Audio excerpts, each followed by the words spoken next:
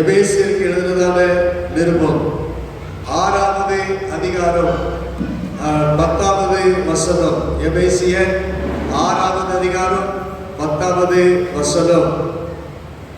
கடைசியாக என் சகோதரரே, கர்த்தரிலும் அவருடைய சத்துவத்தின் வல்லமையிலும் பலப்படுங்கள். கடைசியாக என் சகோதரரே, கர்த்தரிலும் அவருடைய சத்துவத்தின் வல்லமையிலும் பலப்படுங்கள். கர்த்தருக்கு ஸ்தோத்திரம்.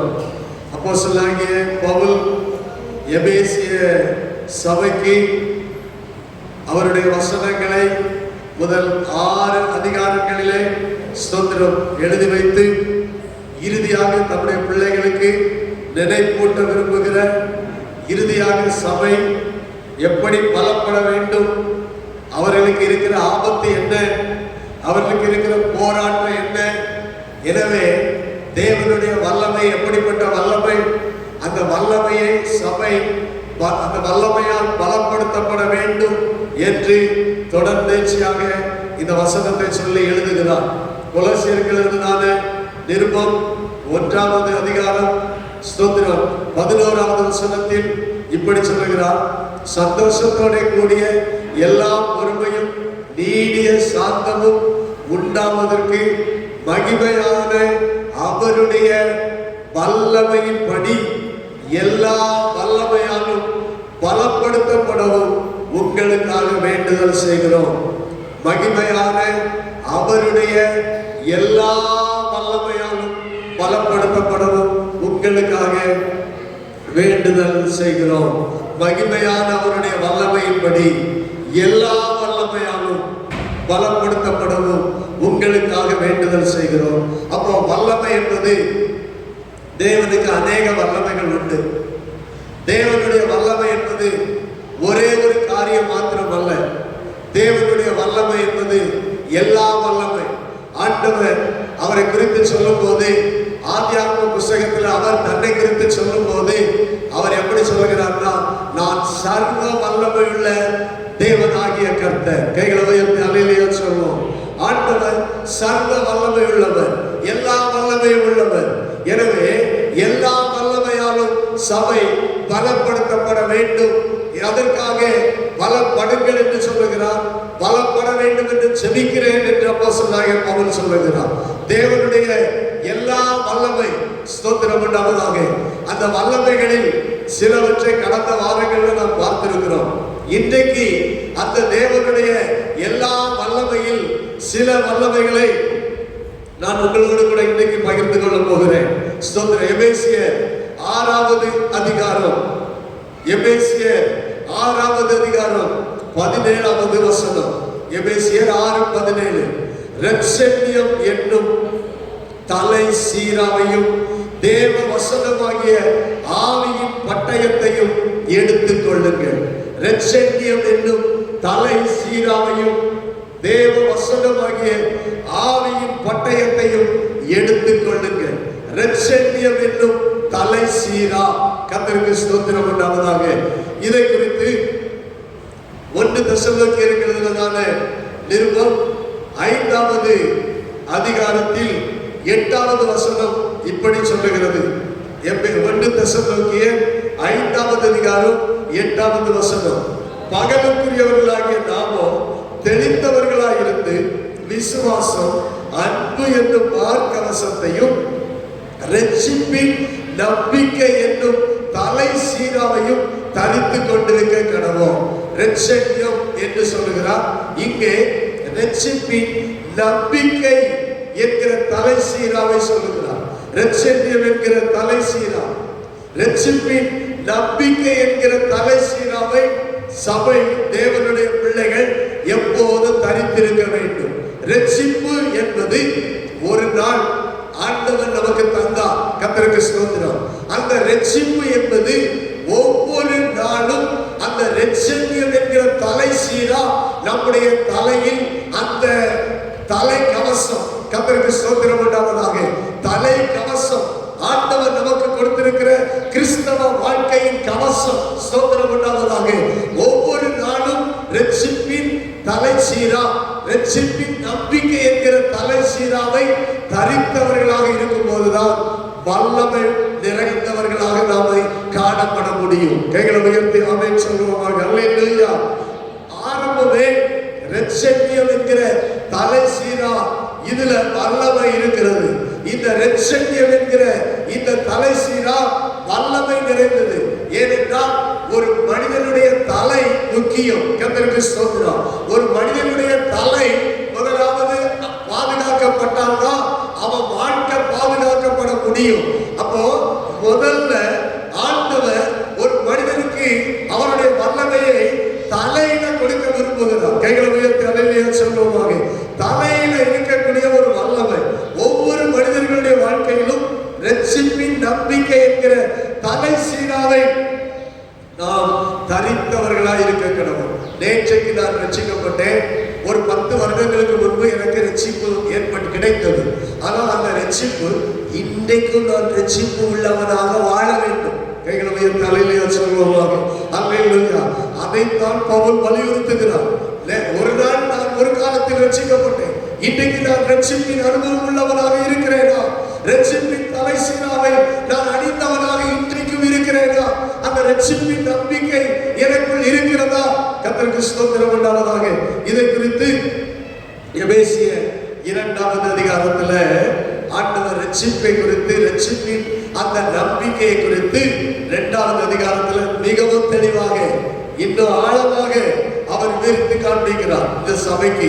நான் இப்ப 6வது அதிகாரத்துல இரட்சண்யம் என்ற ஒரு வார்த்தைக்கு விளக்கம் இந்த எபேசிய நிருபம் முழுவதும் இருக்கிறது. கர்த்தருக்கு ஸ்தோத்திரம். இரட்சண்யம் என்கிற ஒரு வார்த்தைக்கு விளக்கம் இந்த எபேசியர் 2வது அதிகாரம் 3வது அதிகாரத்துல எழுதி இருக்கிறது. கர்த்தருக்கு ஸ்தோத்திரம் உண்டாவதாக. 2:1 வாசிப்போம். அக்கிரமங்களினாலும் பாவங்களினாலும் மரித்தவர்களாயிருந்த உங்களை உயிர்ப்பித்தார்.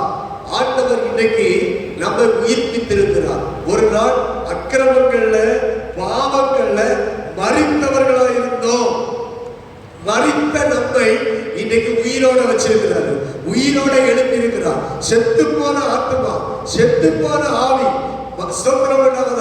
இந்த மனிதன் உயிரோட இருந்தாலும் இவருக்குள்ள இருக்கிற ஆவி உயிரற்ற ஒரு நிலைமையில இருந்தது.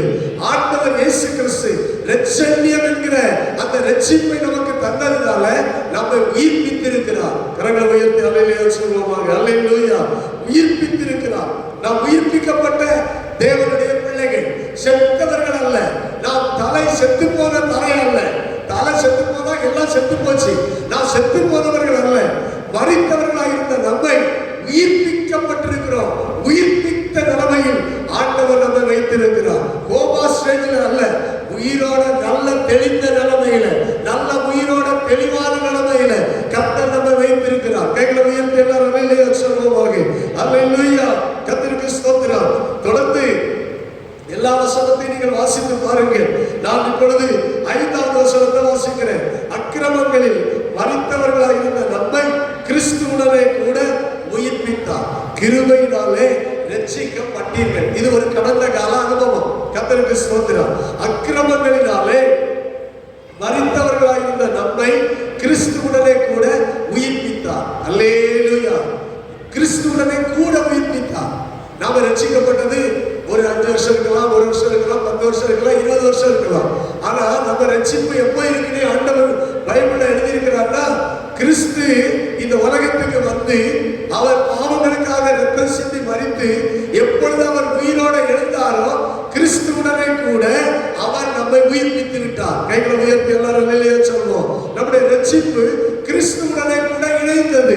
கிறிஸ்து எப்போ உயிரோட எழுந்தாரோ அப்பொழுதே நாம் கிறிஸ்துவுடனே கூட உயிர்ப்பிக்கப்பட்டிருக்கிறோம்.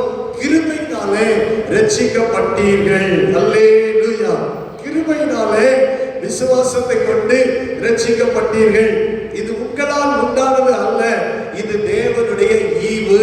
சோத்திரம். ஒருவேளை இந்த ரட்சிப்பு என்கிற நம்பிக்கை சோத்திரம் அப்பா அம்மா ஒருவேளை கிறிஸ்தவங்களா இருந்ததுனால நமக்கு வரல. கர்த்தருக்கு ஸ்தோத்திரம். கைகளை உயர்த்தி அல்லேலூயா சொல்லணும். நிறைய பேர் நினைக்கிறாங்க அப்பா அம்மா கிறிஸ்தவங்க இருக்கிறதால பிள்ளைகளும் ரட்சிப்பு வந்துச்சு என்று சொல்லி. ஒருவர் அப்பா அம்மா கிறிஸ்தவங்களா இருந்தாலும் பிள்ளைக்குள்ள ரட்சிப்பு வரணும். ரட்சணியம் தனி, அது பெற்றோர்களால பிள்ளைகளுக்கு வர முடியாது. தேவனிடத்திலிருந்து வருகிற ரட்சணியம். கைகளை உயர்த்தி அல்லேலூயா சொல்லுவோமாக. அல்லேலூயா, கர்த்தருக்கு ஸ்தோத்திரம் உண்டாவதாக. நான் ஆண்டவரை விசுவாசிக்கிறேன், நான் ஆண்டவரை ஆராதிக்கிறேன், ஆனா ஸ்தோத்திரம் உண்டாவதாக, ஆண்டவர் நம்மை அவருடைய கிருபையினால் விசுவாசத்தை கொண்டு நாம் ரட்சிக்கப்பட்டிருக்கிறோம். கர்த்தருக்கு ஸ்தோத்திரம் உண்டாவதாக. அல்லேலூயா. இது உங்களால் உண்டானது அல்ல, நம்மால எந்த ரட்சிப்பும் அல்ல. சில நேரங்களில் நான் ரட்சிக்கப்பட்டேன் ஸ்தோத்திரம் அப்படி சொல்லி நாம நம்மை குறித்து பெருமை பாராட்டுவதற்கு ஒன்றுமில்லை. தேவனால் உண்டானது, இது தேவனுடைய ஈவு. நாம் பெருமை பாராட்டாதபடிக்கு இது கிரியைகளினால் உண்டானது அல்ல. கைகளை உயர்த்தாமே சொல்லுவோமாக. அல்லேலூயா, அல்லேலூயா. இந்த ரட்சிப்பு, இப்ப ரட்சிக்கப்பட்டுட்டோம். இப்ப நம்முடைய நிகழ்கால ரட்சிப்பு என்ன? கர்த்தருக்கு ஸ்தோத்திரம் உண்டாவதாக. 12வது வசனம், கிறிஸ்துவை சேராதவர்கள், இஸ்ரவேல் காணியாட்சிக்கு புறம்பானவர்கள், வாக்குத்தத்தத்தின் உடன்படிக்கைக்கு அந்நிய நம்பிக்கை இல்லாதவர்கள். இப்போ ரட்சிப்பின் நம்பிக்கை என்றால் என்னன்னு நான் உங்களுக்கு விளக்கி சொல்றேன். ரட்சிப்பின் நம்பிக்கைன்னா என்ன? இப்ப நாம கிறிஸ்துவை சேர்ந்தவர்கள். கைகளை உயர்த்தி அல்லேலூயா சொல்லுவோம். இப்ப ரட்சிப்பின் நம்பிக்கை என்ன? நாம் யாரை சேர்ந்தவர்கள் சொல்லுங்க. கிறிஸ்துவை சேர்ந்தவர்கள். அல்லேலூயா. நான் யாரை சேர்ந்தவன்? கிறிஸ்துவை சேர்ந்தவன். அதான் என் ரட்சணியம், அதான் என் ரட்சிப்பின் நம்பிக்கை. நான் கிறிஸ்துவை சேர்ந்தவன். கர்த்தருக்கு ஸ்தோத்திரம் உண்டாவதாக. அடுத்து, இஸ்ரவேலுடைய காணியாட்சிக்கு நான் சொந்தக்காரன். இஸ்ரவேலுக்கு என்னென்ன ஆசீர்வாதம் உண்டோ, அந்த அவங்களுக்கு என்னென்ன உரிமை உண்டோ, அந்த இஸ்ரவேலுடைய காணியாட்சிக்கு நானும் உரிமையாளன். எல்லாரும் சொல்லுவோமாக. இதான் ரட்சிப்பின் நம்பிக்கை. நம்முடைய தலையில இருக்க வேண்டிய காரியம், நம்முடைய சிந்தையில இருக்க வேண்டிய காரியம், நான் இஸ்ரவேலுடைய காணியாட்சிக்கு நான் புறம்பானவன் அல்ல, நான் உரிமையானவன். கர்த்தருடைய பரிசுத்த நாமத்துக்கு மகிமை உண்டாவதாக. அடுத்து, வாக்குத்தத்தத்தின் உடன்படிக்கைக்கு நான் சொந்தக்காரன். கைகளை உயர்த்தி எல்லாரும் ஆமென் சொல்லுவோம்.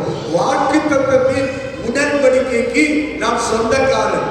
எல்லாரும் நீங்க நல்ல மறுபடியும் இதுதான் ரட்சிப்பின் நம்பிக்கை.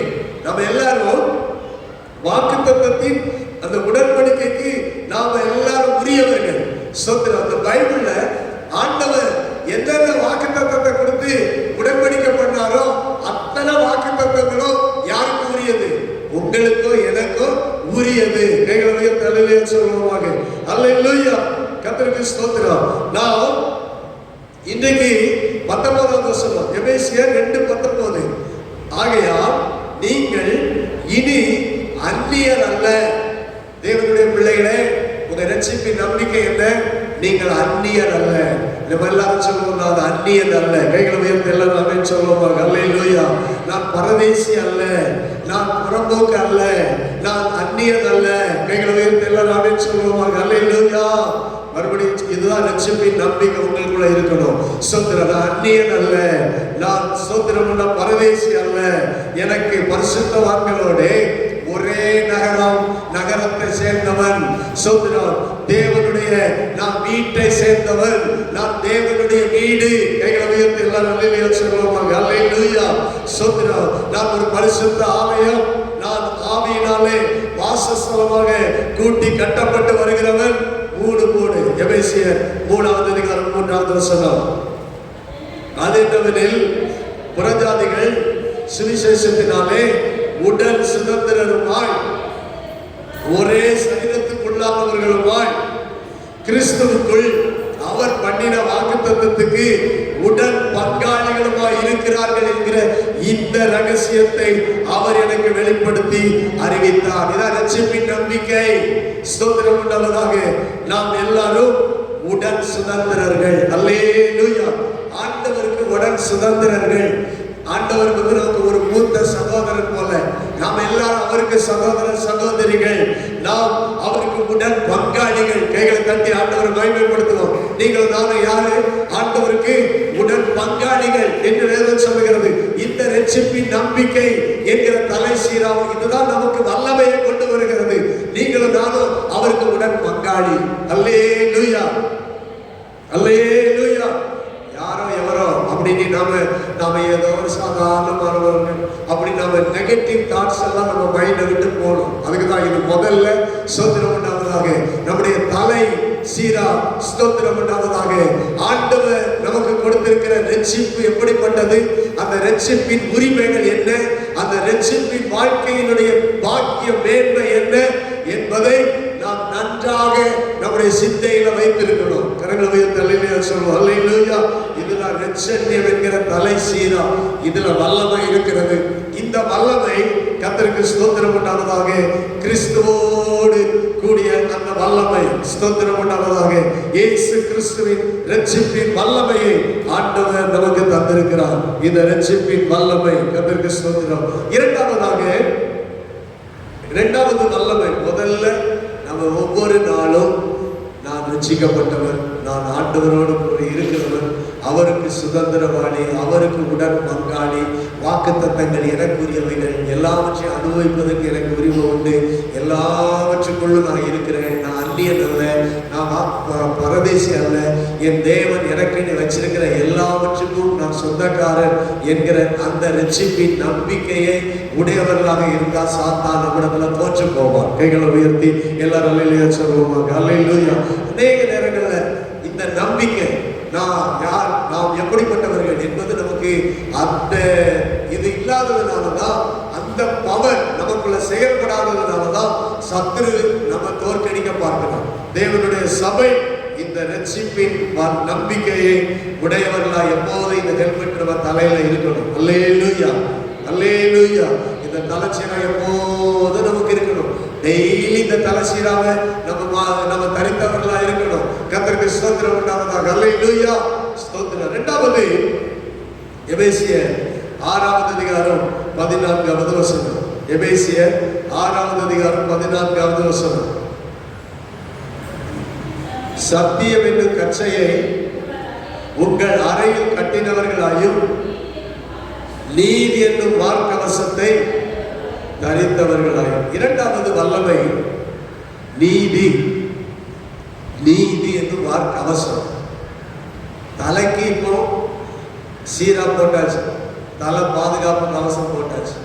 ஆனா ரெண்டாவது இந்த இருதயம் இருக்குது, இந்த நெஞ்சி, இந்த இந்த விழா, இந்த நெஞ்சிக்கு மார்க்கவசம் தேவை. அல்லேலூயா. இது அடுத்த வல்லமை உள்ளது. கர்த்தருக்கு ஸ்தோத்திரம். இந்த மார்க்கவசம் என்பது என்ன? நீதி என்கிற மார்க்கவசம். ரட்சிப்பின் நம்பிக்கை உள்ளவர்கள் இன்றைக்கு நீதி உள்ளவர்களாக வாழணும். கர்த்தருக்கு ஸ்தோத்திரம். ரட்சண்யம் என்கிற தலை சீராவை தரித்தவர்கள் கிறிஸ்தவர்கள், விசுவாச பிள்ளைகள், ஊழியர்கள் நீதி உள்ளவர்களாக வாழணும். ஆனா ரட்சிப்பு இருக்கு, ஆனா அநேக இடத்துல என்ன இல்லைன்னா நீதி இல்லை. கர்த்தருக்கு ஸ்தோத்திரம் உண்டாவதாக. நன்று விளங்கி கொள்ளணும். நான் ரட்சிக்கப்பட்டேன்னு சொல்லுகிறோம், நான் ஏசப்பா பிள்ளைன்னு சொல்லுகிறோம். ஆனா தேவனுடைய பிள்ளைகளை இந்த உலகம் பார்க்கும்போது நீதியற்ற காரியங்களை சபைகளை தேவ பிள்ளைகளுடைய வாழ்க்கையில பார்க்கிறது. நீதி இல்லை. கிறிஸ்தவர்களிடத்துல நீதி இல்லை, ரட்சிக்கப்பட்டவரிடத்துல நீதி இல்லை. நீதி என்கிற மார்க்கவசம் நாம் தரித்தவர்களாக இருக்க வேண்டும். கைகளை உயர்த்தி எல்லாரும் சொல்லுவாங்க. அல்லேலூயா, அல்லேலூயா, ஸ்தோத்திரம். ரட்சிப்பின் அனுபவம் உண்டு, ஆனால் நீதியின் வாழ்க்கை இல்லை. கர்த்தருக்கு ஸ்தோத்திரம்.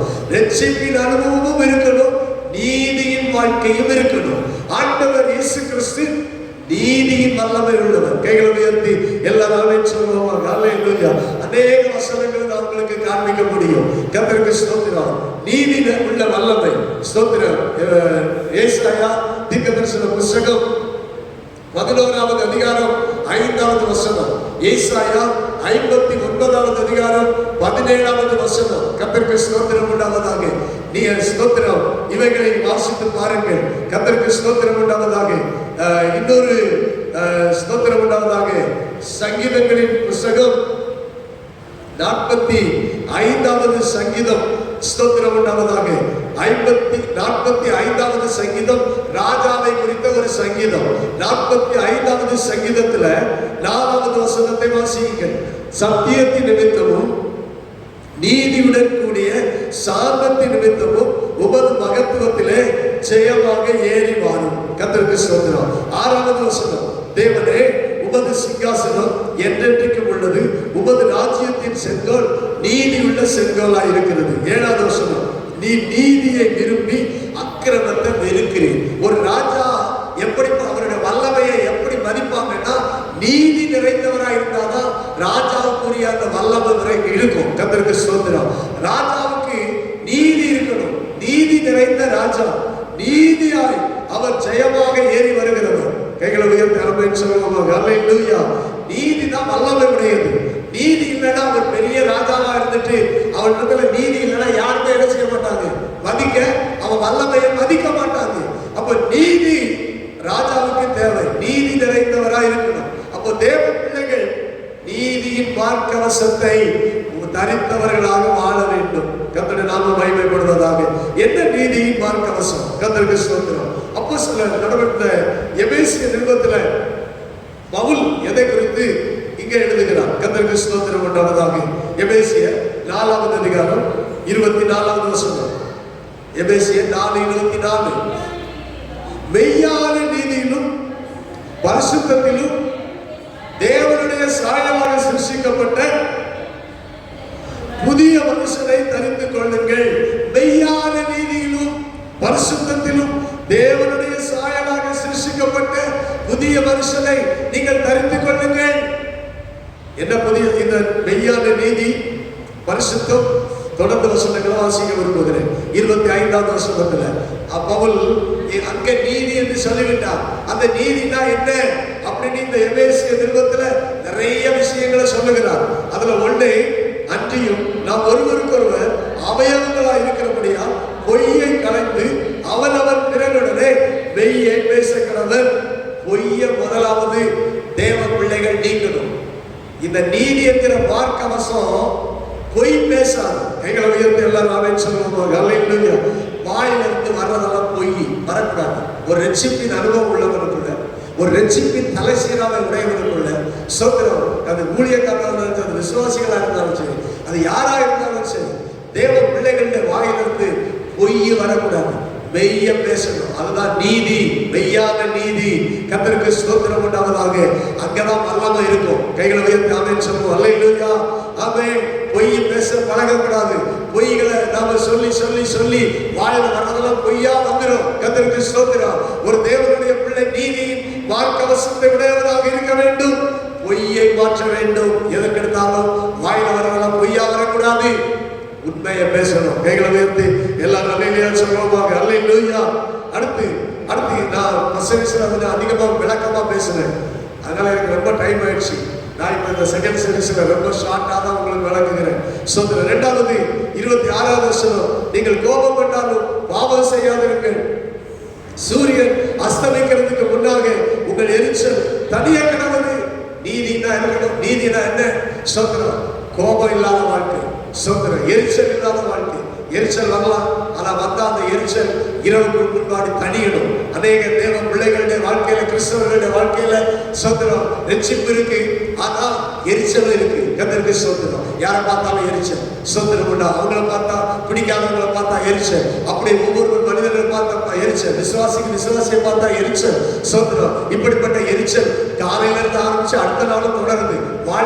வாழ்க்கையில அநேகர் மேல நாம எரிச்சலையே வைத்துக் கொண்டிருக்கிறோம். அப்ப எப்படி சோதர நீதி என்கிற மார்க்கவசம் நமக்குள்ள நம்ம தனித்தவர்களா இருக்க முடியும்? அருமையான சபையே, தேவனுடைய பிள்ளைகளே, சோதர எரிச்சல் சூரியன் அஸ்தமிக்கிறதுக்கு முன்பாக தனியே கிடவது. கைகளை தட்டி ஆண்டவரை மகிமைப்படுத்துவோமாக. அல்லேலூயா, அல்லேலூயா, அல்லேலூயா. ஆமென். கர்த்தருக்கு ஸ்தோத்திரம். 28வது வசனம், ஸ்தோத்திரம் உண்டாவதாக. திருடுகிறவன் இனி திருடாமல் குறைச்சலுக்கு கொடுக்கத்தக்கதாய் தனக்கு உண்டாயிருக்கும்படி திருடுது, கொள்ளையடித்தல், திருடுதல், கொள்ளையடித்தல், ஸ்தோத்திரம் உண்டாவதாக. தேவனுடைய பிள்ளைகள் நீதி, மெய்யான நீதி மார்க்கவசம் தரித்திருக்க வேண்டுமே. ஸ்தோத்திரம். மனிதர்களை கொள்ளையடிக்கிறவர்களாக, திருடுகிறவர்களாக, அவருடைய வாழ்க்கையை அழிக்கிறவர்களாக தேவனுடைய பிள்ளைகள் வாழக்கூடாது. இன்னைக்கு உலகத்துல மனிதன் எப்படிதான் திருடி எப்படி ஏமாத்தி பிழைக்கலாம் அப்படின்னு மனுஷன் நினைக்கிறான். ஆனா சபைக்கு வரும்போதும் கிறிஸ்தவர்கள், தேவனுடைய பிள்ளைகள் ரட்சிப்பின் நம்பிக்கை உடையவர்கள் யாரை ஏமாத்தலாம், யாரை பிழைக்கலாம், இந்த சபைக்கு வந்த பிறகு எப்படி சம்பாதிக்கலாம் அப்படின்னு என்கிற நீதிக்கு மாறான காரியங்கள் தேவ பிள்ளைகளை விட்டு மாறணும். அநீதியான காரியங்கள் நீங்களும் கைகளை உயர்த்தி எல்லாரும் ஆமென் சொல்லுவாங்க. அல்லேலூயா, அல்லேலூயா. அந்த கடந்த காலங்களில் சபைகள் இந்த காரியங்கள் ஒவ்வொரு அநேக இடத்துல உண்டு. ஸ்தோத்திரம் உண்டாவதாக. வெளியில வியாபாரம் பண்ற மாதிரி சபையில வியாபாரம் பண்ணுவாங்க. வெளியில எப்படி ஏமாத்துறாங்களோ சபைக்குள்ளே ஏமாத்துவாங்க. ஸ்தோத்திரம். இப்படிப்பட்ட காரியங்கள் தேவனுடைய பிள்ளைகளை விட்டு மாறணும். கர்த்தருக்கு ஸ்தோத்திரம். அடுத்து நலமான கைகளினால் நலமான வேலையை செய்து பிரயாசப்படணும்.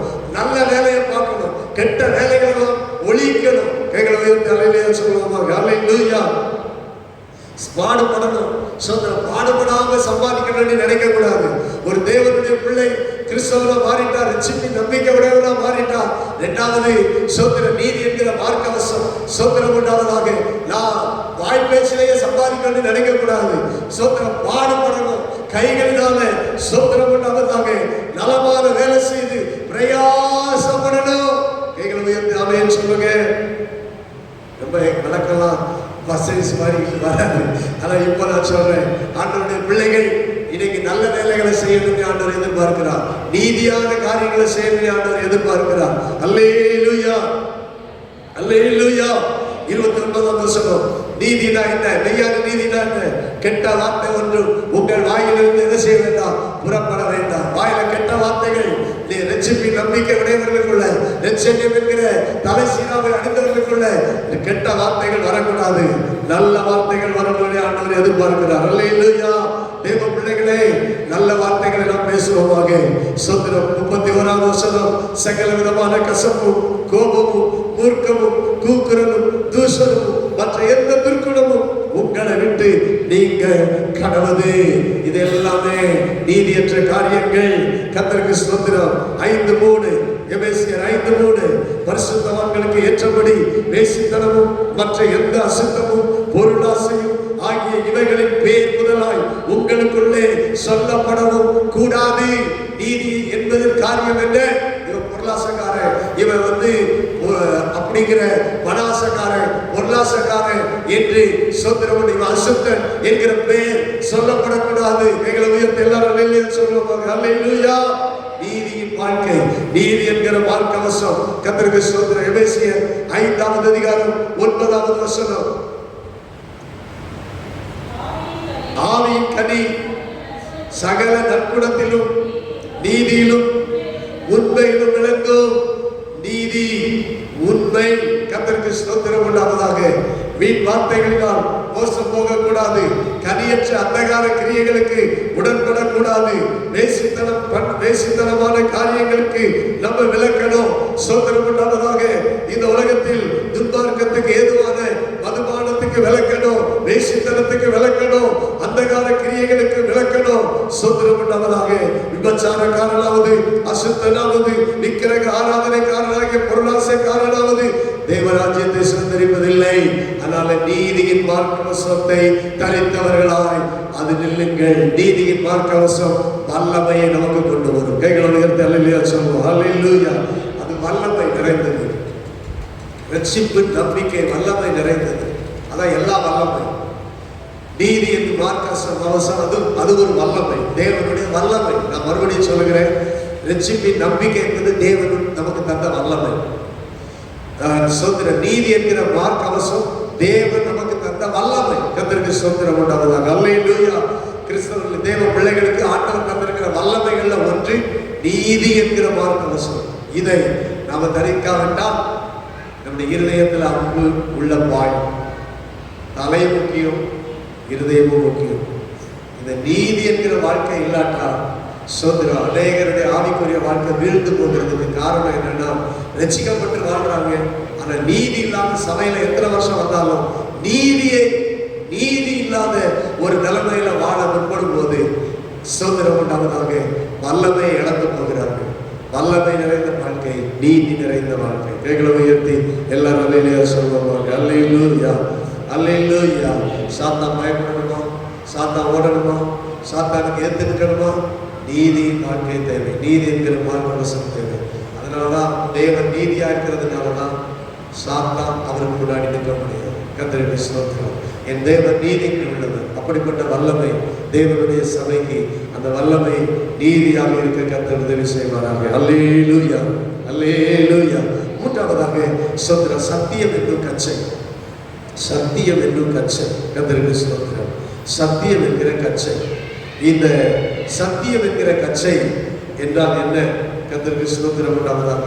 எபேசியர் 4வது அதிகாரம் 14வது வசனம். எபேசியர் 4வது அதிகாரம் 14வது வசனம்.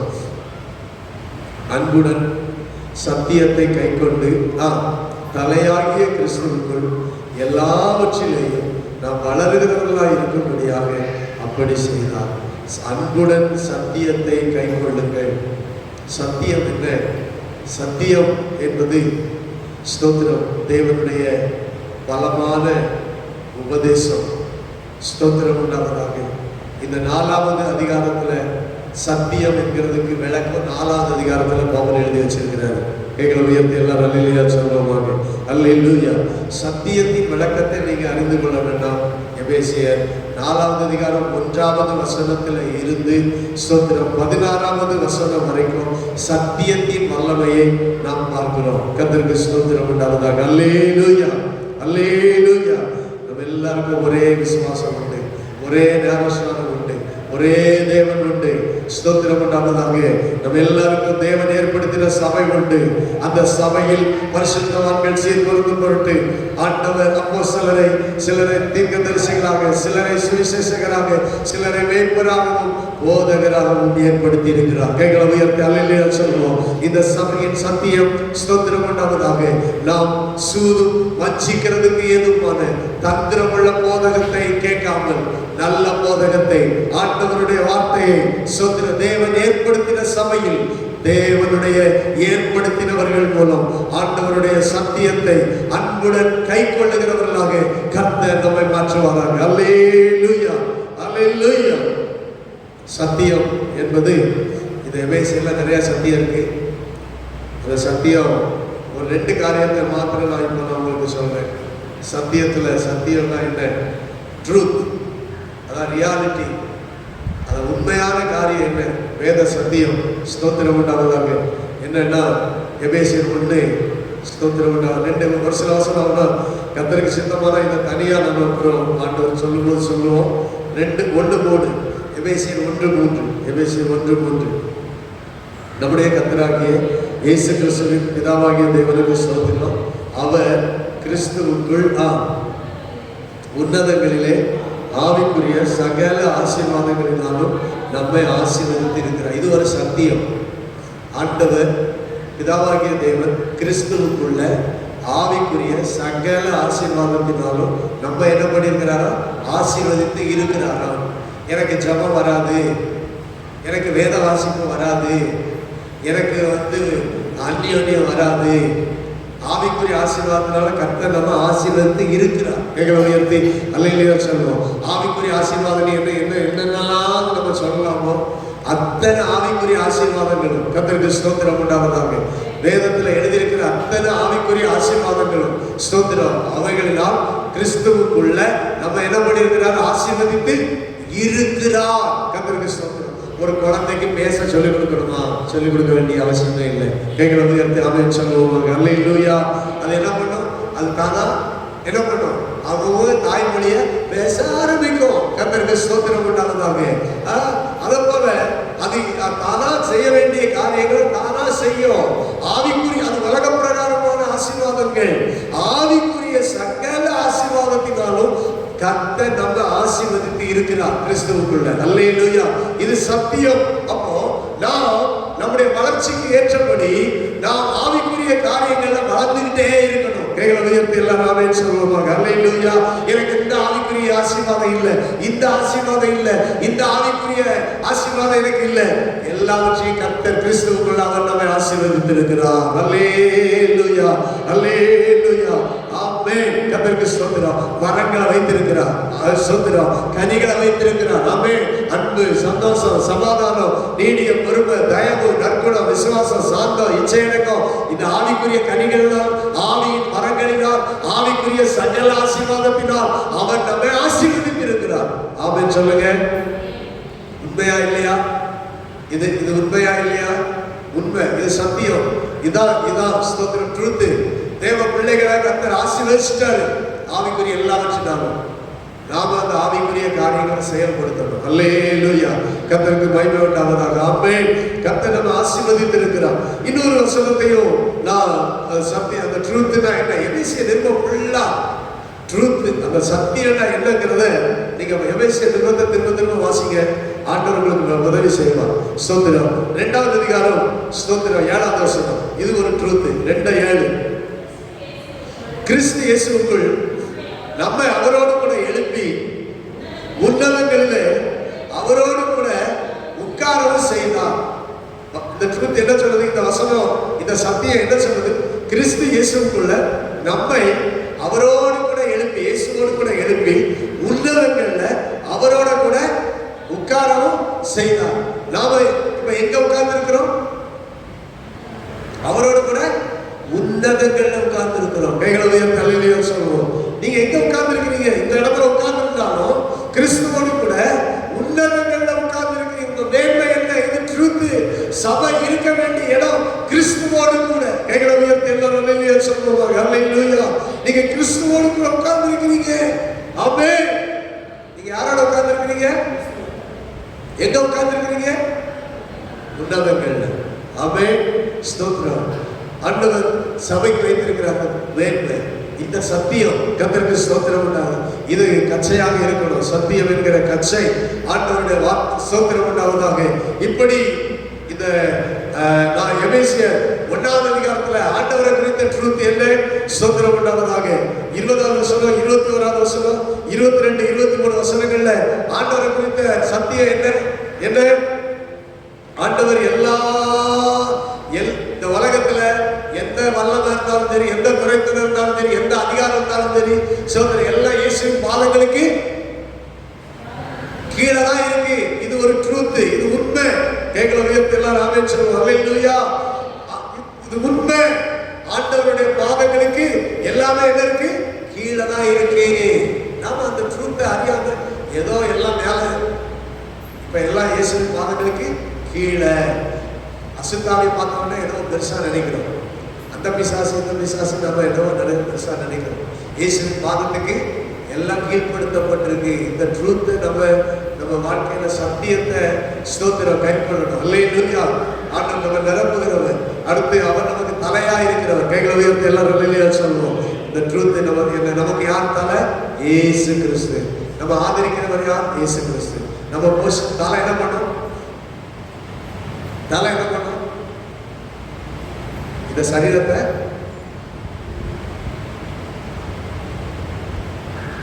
போஷித்து காப்பாற்றணும். எபேசியர் இந்த ட்ரூத்தை பாருங்க. எபேசியர் 5வது அதிகாரம். எபேசியர் 5வது அதிகாரம். கர்த்தருக்கு ஸ்தோத்திரம் உண்டாவதாக.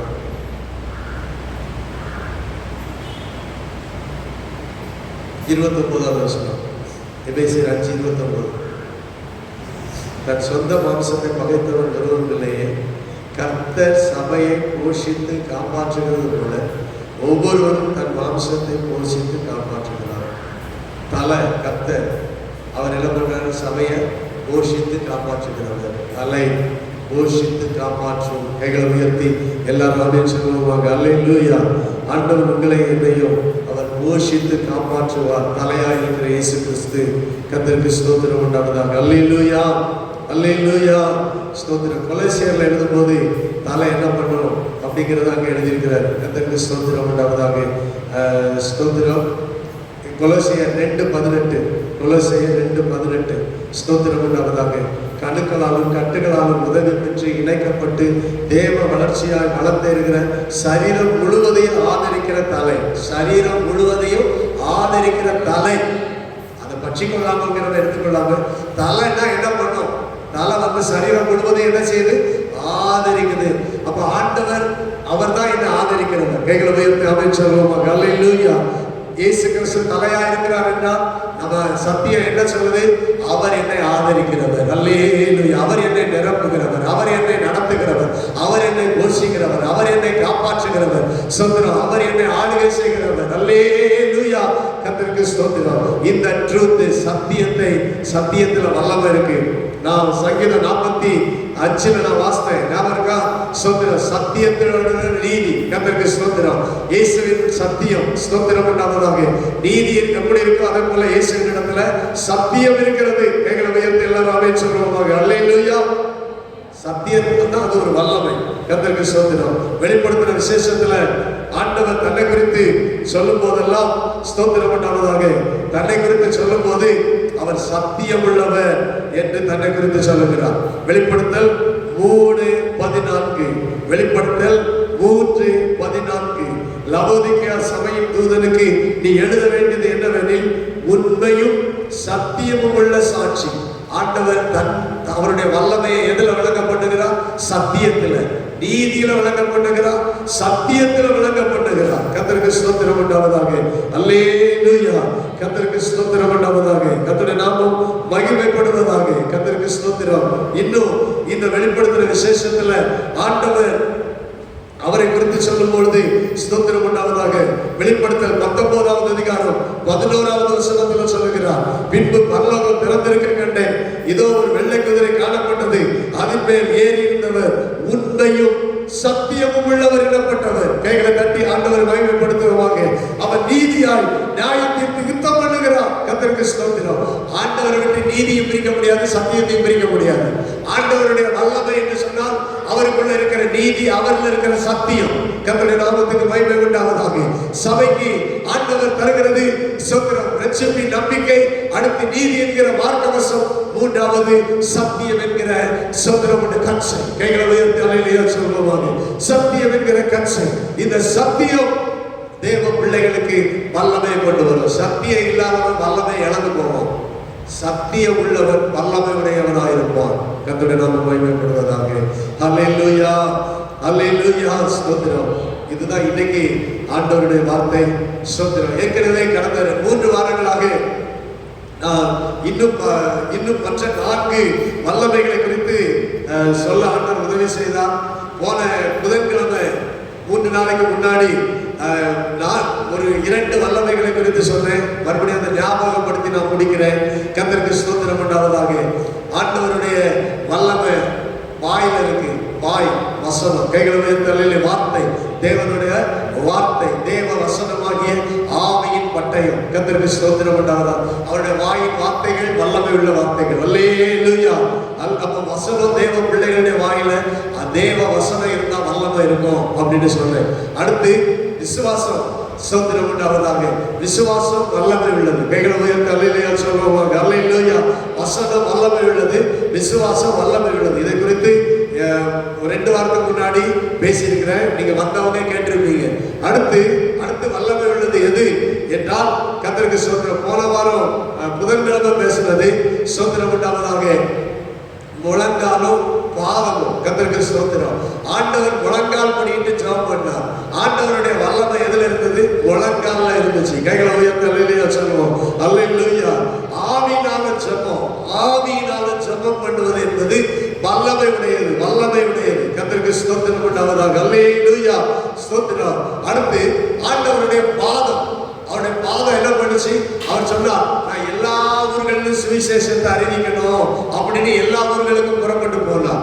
ஆண்டவருடைய பிள்ளைகள் அவருடைய பாதம் இந்த எபேசியர்ல ஸ்தோத்திரம் உண்டாவதாக 6வது அதிகாரத்துல எபேசியர் 6:12 சொல்லுகிறது. 15வது வசனம் சொல்லுகிறது, சமாதானத்தின் சுவிசேஷத்துக்கு உரிய ஆயத்தம் என்கிற பாதரட்சையை கால்களில் தொடுத்தவர்கள் ஆயும். கர்த்தருக்கு ஸ்தோத்திரம். சுவிசேஷத்தின் அந்த அறிவிக்கிற ஆயத்தம் என்கிற பாதரட்சை. சபை ஜெபிக்கிற வல்லமை தேவை. ஜெபித்தா மாத்திரம் போதாது, சுவிசேஷம் அறிவிக்கணும். கைகளை உயர்த்தி ஆமென் சொல்லுவோம். அதுலதான் வல்லமை இருக்கு. அநேகர் ஜெபம் பண்றாங்க, ஆனா சுவிசேஷத்தை சொல்லவே கிடையாது. வல்லமை எப்படி வரும்? ஆவியினால ஜெபம் பண்ணணும். ஜெபிக்கிறவர்கள் சுவிசேஷம் அறிவிக்கிறவர்களா மாறணும். இயேசுவின் பாதம் வல்லமை உள்ள பாதம். அவர் சுவிசேஷத்தை அறிவிக்கிற உலகத்துக்கு வந்தார். 3 வருஷம் சுவிசேஷத்தை அறிவித்தார். எல்லா ஊர்களுக்கும் பிரயாணம் பண்ணார். எங்களை உயர்த்தாமே சொல்லுவோமாக. அல்லேலூயா. சுவிசேஷமுடைய பாதங்களாக தேவ பிள்ளைகளுடைய பாதங்கள்ல நம்முடைய தேவ வல்லமை விளங்குகிற நம்ம பாதங்கள் சுவிசேஷத்தை அறிவிக்க போகணும். சுவிசேஷத்தை அறிவிக்க புறப்பட்டு போகணும். நற்செய்தி அறிவிக்க நம்ம கால்கள் புறப்பட்டு போகணும். அப்பதான் வல்லமை விளங்கும். எங்களை உயர்த்தாமே சொல்லணும். மறுபடியும் சொல்லுகிறேன். யார் சுவிசேஷத்தை அறிவிக்கிறாங்களோ அங்க வல்லமை வெளிப்படும். ஆவியினால சொல்லிக்கிறாங்களோ அங்க வல்லமை வெளிப்படும். வசனம் எல்லாமே இந்த 7 வல்லமையும் ஆண்டவருடைய சகல வல்லமை, எல்லா வல்லமை. கைகளை உயர்த்தி அமைச்சர் அல்லேலூயா. இந்த எல்லா வல்லமையால் நாம் எல்லாரும் பலப்படும்படி நாம் இப்பொழுதும் நாம் கண்களை மூடி ஜெபம் பண்ணுவோமாக. அல்லேலூயா. ஸ்தோத்திரம். சபை சுவிசேஷத்தை அறிவிக்கலைன்னா வல்லமை இழந்துரும். சபை ஆவியினால ஜெபிக்கலைன்னா வல்லமை இழந்துரும். சபை நீதியா வாழ சத்தியத்தை கை கொள்ளனா வல்லமை இழந்துரும். சபை நீதி என்கிற வார்க்கவசத்தை தரிக்கலன்னா வல்லமை இழந்துரும். சபை ரட்சிப்பின் நம்பிக்கையை எப்போதும் தலை சீராமை உடையவர்கள் இல்லைன்னா அந்த நம்பிக்கை இழந்துரும். அப்போ அந்த வல்லமை இழந்துரும். வல்லமை உள்ள சபையாக விசுவாசத்தோடும் சோத்திரம் வேத வசனமாகி ஆவியின் பட்டயத்தோடும் சோத்திரம் சுவிசேஷத்தை அறிவிக்கிற கால்களாக பாதங்களாகவும் முழங்கால்களை முடக்குகிற ஆவியினால் ஜெபிக்கிற ஜெபமுள்ள முழங்கால்களாகவும் சோத்திரம் தேவ வசனத்தின் வார்த்தை ஆவியின் பட்டயம் வல்லமை உள்ளது. எல்லாரும் கைகளை தட்டி ஆண்டவரை ஸ்தோத்திரம் பண்ணுவோம். எல்லாரும் கைகளை தட்டி ஆண்டவரை ஸ்தோத்திரம் பண்ணுவோம். எல்லாரும் கைகளை தட்டி ஆண்டவரை ஸ்தோத்திரம் பண்ணுவோம். அல்லேலூயா. ஸ்தோத்திரம். ஆமென். ஆமென். ரட்சண்யம் என்கிற தலைசீரா அது வல்லமை உள்ளது. ரட்சண்யம் என்கிற தலைசீராவை அந்த வல்லமையை ஒவ்வொரு நாளும் சபை தரித்துக் கொள்வோம். ஆமென். நீதி என்கிற வார்க்கவசம் வல்லமை உள்ளது. அது வல்லமை தேவ வல்லமையானது. அது தேவனுடைய வல்லமையை உடையது. நீதி என்கிற வார்க்கவசம் தேவனுடைய வல்லமையை உடையது. அதை ஒவ்வொரு நாளும் நம்முடைய வாழ்க்கையில தரித்தவர்களாய் வாழ ஆண்டவர் நமக்கு கிருபை செய்வாராக. கைகளை தட்டி ஆண்டவரை ஸ்தோத்திரம் பண்ணுவோம். ஸ்தோத்திரம் ஆண்டவரே. சத்தியம் என்கிற அல்லேலூயா கச்சையை நாம் கட்டினவர்களாய் ஆமென். அல்லேலூயா. வல்லமையோட வாழ்வோம். நீதி இருந்து சத்தியத்தை இழந்துட்டாண்டா அவன் வல்லமை இழந்தவர் ஊழியர். நீதியும் வாழ்க்கையில வேண்டும், சத்தியமும் வேண்டும். கர்த்தருக்கு ஸ்தோத்திரம் உண்டாவதாக. அவன் வாழ்க்கையில சத்தியம் நிறைந்திருக்கணும். அல்லேலூயா. சத்தியத்தை கச்சையாக உடையவனா இருக்கணும். ஆண்டவர் சத்தியம் உள்ளவர். ஸ்தோத்திரம் உண்டாவதாக. அவருடைய வல்லமையே அந்த சத்தியத்துல இருக்குது. அதனாலதான் தன்னை சத்தியம் உள்ளவர் நீதி உள்ளவர் என்று தன்னை வெளிப்படுத்துகிறார். அவர் தன்னுடைய வல்லமையை இப்படித்தான் வெளிப்படுத்துகிறார். ஸ்தோத்திரம் உண்டாவதாக. ஆண்டவருடைய பிள்ளைகள் ஸ்தோத்திரம். அல்லேலூயா. எந்த தேவ மனிதன் சத்தியத்தை எப்ப மாற்றாரோ அப்ப வல்லமையை இழந்து போயிடுவான். சத்தியத்தை மாற்றும் போது தேவ வல்லமையை அவன் இழந்து போவான். சத்தியம் உள்ள தேவ மனிதர்களாய் கர்த்தர் நம்மை மாற்றும்படி எல்லாரும் சேர்ந்து ஜெபம் பண்ணுவோம். அல்லேலூயா. ஸ்தோத்திரம். ஆண்டவரே. அல்லேலூயா. தொடர்ந்து அடுத்த வாரம் இன்னும் ஒரு வல்லமை இருக்கிறது. ஸ்தோத்திரம் உண்டாவதாக. ஆண்டவர் நமக்குள்ள கிரியை செய்கிற வல்லமை. ஸ்தோத்திரம். அடுத்த வாரத்துல இப்ப இந்த 7 வல்லமையை நாம பார்த்திருக்கிறோம். இன்னும் தேவனுடைய வல்லமை என்ன என்பதை ஆண்டவர் நமக்கு பார்க்க ஆண்டவர் உதவி செய்வாராக. பரலோக பிதாவே, சர்வ வல்லமையுள்ள ஆண்டவரே, இந்த காலவேளையிலும் நீர் வல்லமை உள்ளவர், சர்வ வல்லமை உள்ளவர். எல்லா வல்லமையால் நாங்கள் பலப்படுத்தப்படணும் ஆண்டவரே. சத்தியம் என்கிற வல்லமையால் பலப்படுத்தப்படணும். ரட்சண்யம் என்கிற வல்லமையால் பலப்படுத்தப்படணும். நீதி என்கிற வல்லமையால் பலப்படுத்தப்படணும். விசுவாசம் என்கிற வல்லமையால் பலப்படுத்தப்படணும். தேவ வசனம் என்கிற வல்லமையால் நாங்கள் பலப்படுத்தப்படணும். ஸ்தோத்திரம். ஆமென். சுவிசேஷம் அறிவிக்கிற அந்த அறிவித்தல் என்கிற வல்லமையால் நாங்கள் பலப்படுத்தப்படணும். எல்லாவற்றுக்கும் மேலாய் ஆவியினால் ஜெபம் பண்ணுகிற வல்லமையினால் நாங்கள் பலப்படுத்தப்படணும். உங்க பிள்ளைகள் எல்லாரையும் பலப்படுத்துங்க, ஆசீர்வதிங்க. இயேசு கிறிஸ்துவின் நாமத்தில் ஜெபிக்கிறோம் பிதாவே. ஆமென்.